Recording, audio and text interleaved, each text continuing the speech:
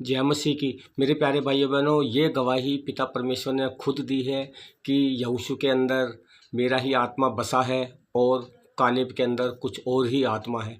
ये दोनों ही पुरुष ऐसे थे मेरे प्यारे भाइयों बहनों, जितने भी मिस्र देश से चले थे कनान देश के लिए, वो सारे के सारे जंगल में ढेर हो गए थे। लेकिन यहोशू और कालेब भी कनान देश में पहुँचे थे मेरे प्यारे भाइयों बहनों। और जो बेटे बेटियां उनके जंगल में पैदा हुए थे वो लोग पहुंचे थे, लेकिन पुराने लोग सारे ही जंगल में ढेर हो गए थे। यहोवा ने ये गवाही दी है।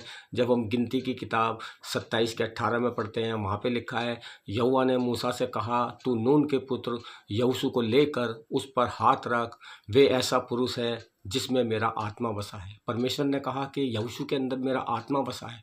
और कालेब के विषय में पिता परमेश्वर ने कहा था, जब हम गिनती की किताब 14 का 24 पढ़ते हैं, वहाँ लिखा है, परंतु इस कारण कि मेरे दास कालेब के साथ और ही आत्मा है। ये कालेब के विषय में कहा कि उसके पास में और ही आत्मा है और उसने पूरी रीति से मेरा अनुकरण किया है। मैं उसको उस देश में जिसमें वे हो आया है पहुंचाऊंगा और उसका वंश उस देश का अधिकारी होगा। हालेलुया।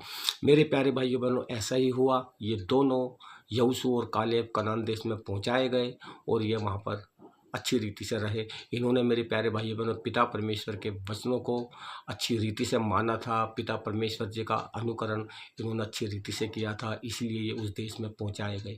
मेरे प्यारे भाइयों बहनों, अगर हम पिता परमेश्वर जी की आज्ञाओं में चलते हैं तो हम भी एक दिन पिता परमेश्वर जी से जा मिलेंगे, प्रभु यीशु मसीह जी से जा मिलेंगे।